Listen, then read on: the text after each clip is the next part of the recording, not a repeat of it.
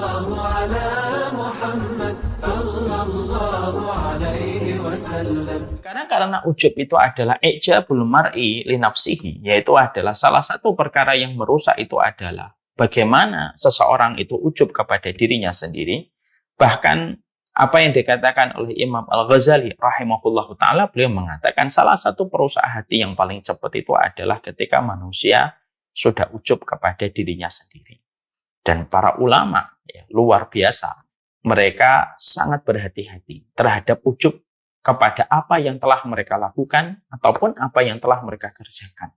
Karena mereka tahu bahwasanya ujub itu ibaratnya adalah hujan yang deras yang turun di satu tempat, di mana tempat itu ada batu, yang di atasnya ada pasir. Pasir itu amalan kita. Lalu seseorang melakukan ujub. Hujan deras yang diibaratkan dengan ujub langsung menghilangkan semua pasir yang ada di atas batu, yang itu merupakan perumpamaan dari amal ketaatan manusia. Nah sekarang para ulama lalu menyampaikan kepada kita, lah ujub itu ada beberapa. Ujub itu ada beberapa macam. Maka sesungguhnya para ulama menerangkan ada berbagai macam hal yang bisa menjadikan seseorang itu begitu ujub. Kita bagi menjadi dua.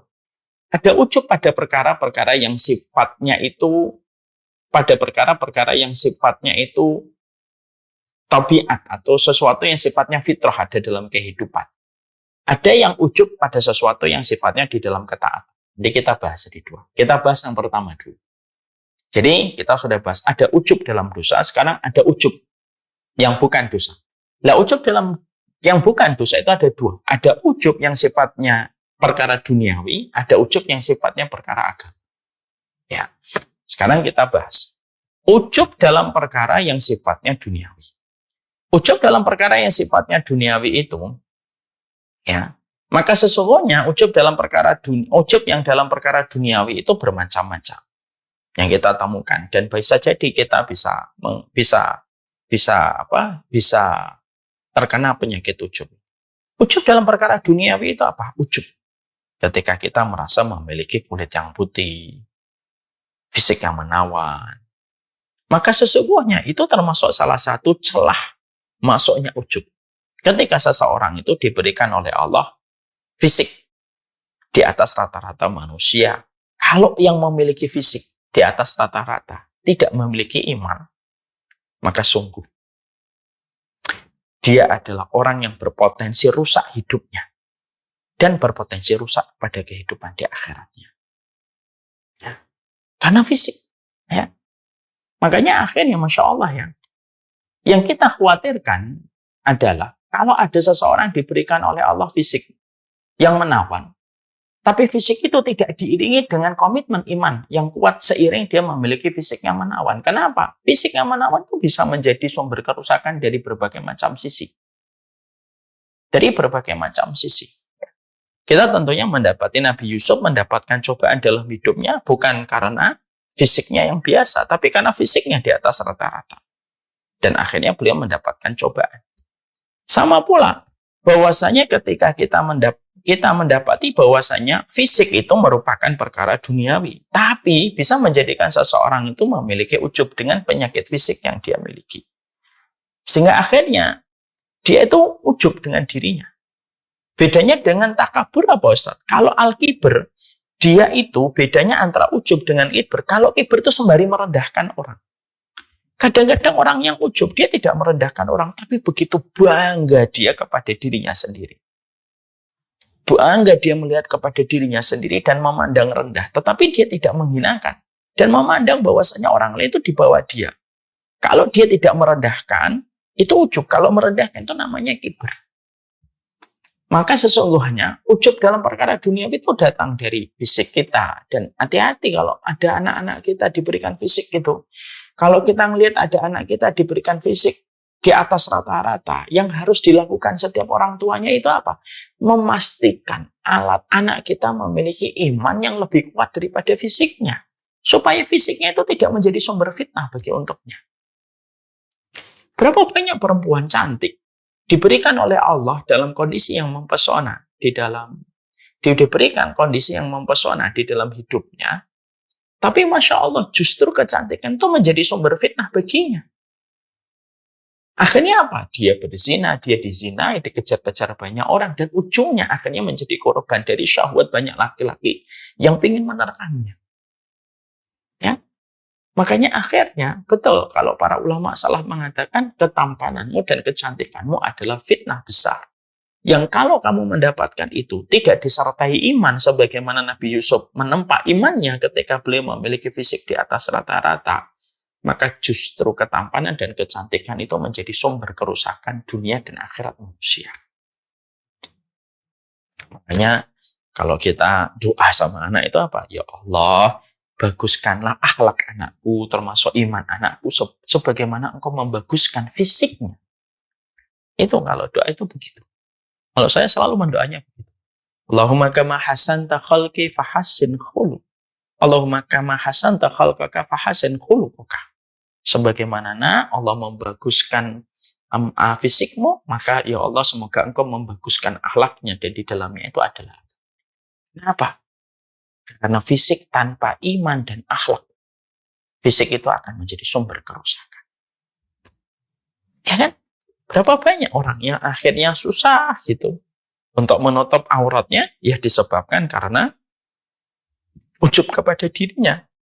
Bahkan yang terkadang aneh adalah orang itu justru menyebut bahwasanya ini cara dia menikmati syukur dengan membagi-bagi apa yang ada pada dirinya kepada banyak orang. Ini kan sudah kelewatan ini, ya. Dan orang yang semacam ini akan terkena sebuah ayat yang Allah sampaikan, summa latus'alunna yauma idzin 'anin na'im. Kamu akan ditanya tentang semua nikmat yang kamu dapatkan. Salah satunya kenikmatan fisik. Ada yang sombong dalam perkara duniawi itu apa? Sombong, yaitu dalam perkara yang misalkan dalam perkara jabatan yang dia dapatkan. Dia ujub dengan perkara pekerjaan yang dia miliki, sekolah yang dia belajar di dalamnya, rumah yang dia miliki, mobil yang dia dapatkan, itu semua bisa berpotensi untuk menjadi ujub. Kalau yang dimiliki itu di atas rata-rata. Ya. Maka perkara duniawi, maka semua itu bisa menjadi jalan orang untuk menjadi ujub. Bahkan turunnya kita dari mobil pun bisa menjadi ujub. Kenapa? Syaitan tahu betul kapan itu bisa memasukkan rasa ujub kepada manusia. Ya. Tanpa kita sadari, ada orang yang naik mobil, tanpa sadar gitu, dia merasa bahwasanya mobilnya di atas 300 juta atau mobilnya di atas 700 juta. Dan ketika turun, maka dia merasa, ini mobilku. Ya. Maka itulah perkara yang lembut sekali tadi dikatakan para ulama. Ujub itu kayak sutra. Lembut betul. Masuk ke dalam hati manusia tanpa merasa. Dinaikkan itu hatinya, tanpa dia merasa. Dinaikkan hatinya itu. Lalu akhirnya menjadi kagum dengan apa yang ada di sekitarnya dan apa yang ada pada dirinya. Ijabul mar'i li nafsi. Yang ujubnya manusia sama dirinya sendiri. Ya. Dan kita itu sangat berpotensi untuk menjadi ujub. Di balik foto yang kita share, bukankah kita di balik foto yang kita share bisa menjadi ujub? Di balik apapun yang kita dapatkan itu bisa menjadi celah manusia itu menjadi ujub. Jadi ujub itu tidak harus kaya hari ini. Ujub itu tidak harus jabatannya itu presiden untuk menjadi ujub. Tidak harus. Hari ini semua berpotensi menjadi ujub, kata para ulama. Semua itu berpotensi menjadi ujub dalam perkara dunia. Sehingga akhirnya hanya hati yang betul-betul sensitif, yang dia betul-betul saling, yang betul-betul lalu mampu mendeteksi ini ujub, lalu dia beristighfar kepada Allah. Lalu dia beristighfar kepada Allah. Ini ujub dalam urusan dunia. Ya. Jadi sekali lagi poin yang penting pada ini adalah, oh berarti ujub dalam perkara duniawi itu hari ini tidak harus kaya raya, tidak harus jabatannya presiden, enggak. Bahkan orang yang tidak mendapatkan keistimewaan itu sekalipun bisa menjadi ujub. Terutama ketika hatinya tidak pernah dikondisikan untuk sehat. Orang kalau hatinya sudah tidak sehat, apapun bisa menjadi penyakit hati. Ya. Karena apa? Dia tidak akan bisa menerima sebuah nasihat.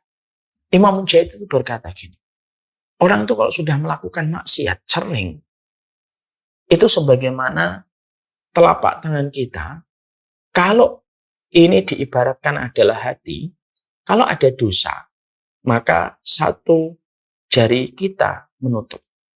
Dosa lagi, menutup satu. Dosa lagi, menutup lagi. Dosa lagi, menutup lagi. Dosa lagi, menutup lagi. Kata Imam Mujahid, kalau sudah tertutup, dia nggak bisa apa-apa. Mau dikasih apapun nggak bisa mau menutup. Syarat menerima itu terbuka. Saya dikasih handphone. Tangan saya kalau nutup nggak bisa. Kalau buka bisa. Dikasih minuman. Kalau tangan saya tertutup nggak bisa.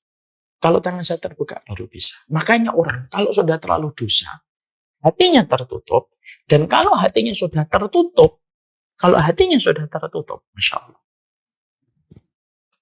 Kalau hati sudah tertutup, maka akhirnya banyak orang yang mereka melakukan ujub pada dirinya, tetapi dia tidak pernah menyadari.